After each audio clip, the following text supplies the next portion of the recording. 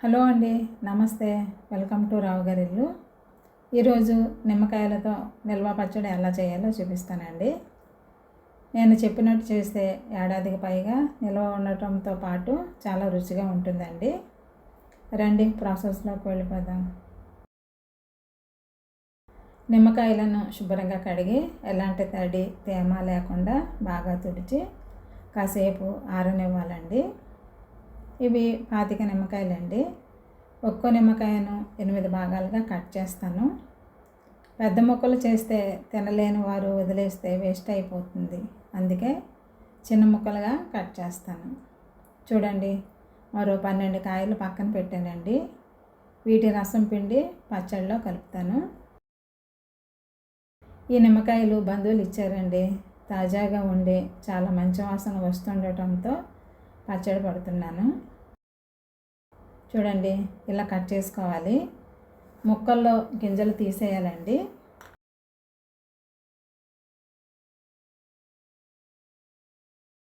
నిమ్మరసాన్ని కూడా గింజలు లేకుండా వడగట్టాలి.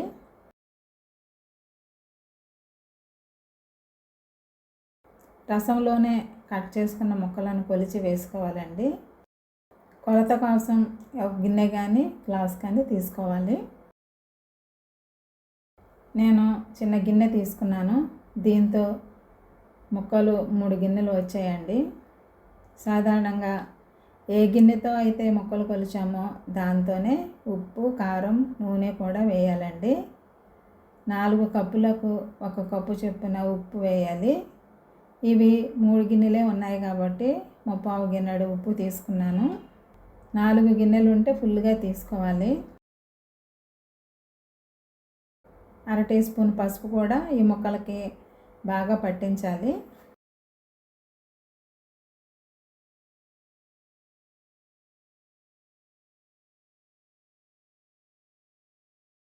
ఈ ముక్కలను జాడీలో కానీ ప్లాస్టిక్ డబ్బాలో కానీ వేసి 4-5 రోజుల పాటు ఊరపెట్టాలి.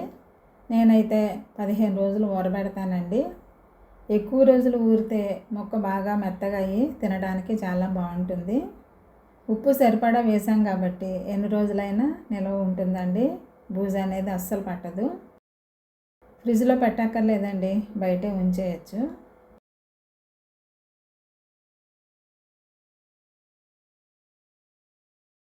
చూడండి, 15 రోజుల తర్వాత పరిస్థితి అండి ఇది.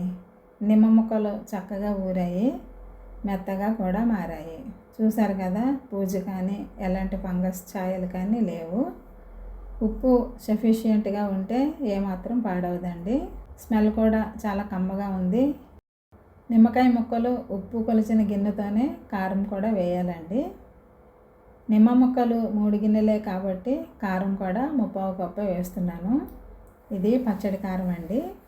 టేబుల్ స్పూన్ మెంతులు, 2 టేబుల్ స్పూన్ల ఆవాలు వేయించి పొడి చేయాలి. నూనె లేకుండా ఫ్రై చేయాలండి. సన్న మంటపై మంచి ఆరోమా వచ్చే వరకు వేయించాలి. ఎక్కువ వేగకుండా జాగ్రత్త పడండి, లేదంటే పచ్చడి అంతగా బాగోదు. చూడండి, ఆవాలు చిటపట్లాడుతూ మంచి వాసన వస్తున్నాయి. ఇప్పుడు స్టవ్ కట్టేసి మరో గిన్నెలోకి మార్చాలి. చల్లబడ్డాక మిక్సీ పట్టాలి. ఆవాలు, మెంతులు ఇలా వేడి గిన్నెలోనే వదిలేస్తే మాడిపోయే ఛాన్స్ ఉంటుందండి. అందుకే మరో గిన్నెలోకి తీసుకోవాలి. ఇదేనండి ఆవాలు, మెంతులు పొడి. దీన్ని ఇప్పుడు పచ్చడిలో వేసి బాగా కలపాలి. పచ్చడి కారం అందుబాటులో లేకపోతే కిరాణా షాపుల్లో కూడా అమ్ముతున్నారండి, కొనుక్కోవచ్చు. నిల్వ పచ్చళ్ళకు పచ్చికారమే వేయాలండి, కూర కారం వేయకూడదు. ఇది ఈ విధంగా ఫ్రిడ్జ్లో పెట్టేసుకోవచ్చు. ఫ్రిడ్జ్లో పెట్టుకుంటే కలర్ చేంజ్ అవ్వకుండా ఉంటుంది. ఇది బయటన్నా ఉంచుకోవచ్చండి, ఏం పాడవదు. మనం ఒక బాటిల్లో పెట్టేసుకోవాలి. మనకి కావాల్సినప్పుడల్లా కొంచెం కొంచెం తీసుకుని తాలింపు వేసుకోవచ్చు. నేనైతే ఇప్పుడే తాలింపు వేసేస్తున్నానండి, తక్కువే ఉంది కదా. పచ్చడికి తాలింపు వేద్దామండి. కొలతకు వాడిన గిన్నెతోనే నిండుగా నూనె తీసుకుని వేడి చేయాలి. మొదటిగా 1/2 టీ స్పూన్ చొప్పున ఆవాలు మెంతులు వేసి చిటపట్లాడనివ్వాలి.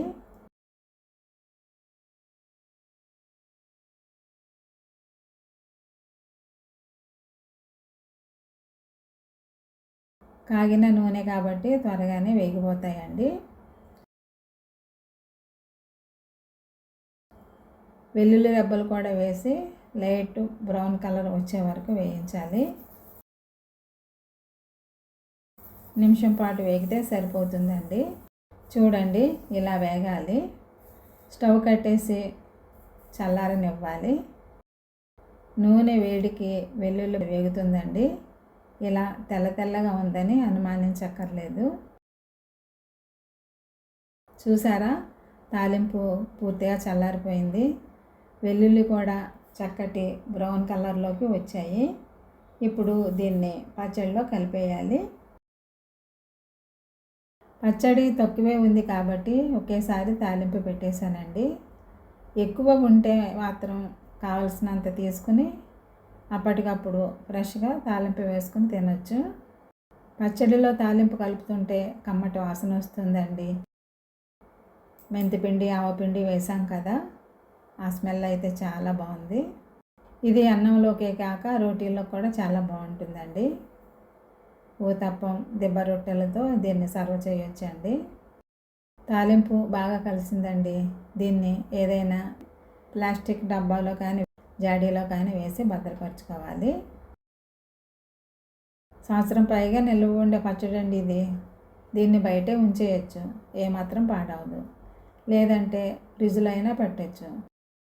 ఫ్రిడ్జ్లో పెడితే రంగు మారిపోకుండా ఇలా రెడ్ కలర్లోనే ఉంటుందండి. వేడివేడి అన్నంలోకి పల్చటి పప్పుచారుతో పాటే ఈ పచ్చడి నంజుకుని తింటే ఆ రుచే వేరండి. చెప్పే కంటే తింటేనే ఆ మజా తెలుస్తుంది కదా. పెరుగన్నంలోకి కూడా పుల్ల పుల్లగా చాలా రుచిగా ఉంటుందండి. మీకు నిమ్మకాయలు అందుబాటులో ఉంటే ఇలా ఊరగాయ పట్టి చూడండి, ఎలా వచ్చిందో కామెంట్ చేయండి. ఈ వీడియోను లైక్ చేయండి, షేర్ చేయండి, సబ్స్క్రైబ్ చేసుకోండి. మరిన్ని మంచి వంటల కోసం నా ఛానల్ రావు గారిని ఫాలో అవ్వండి. Thank you for watching my channel.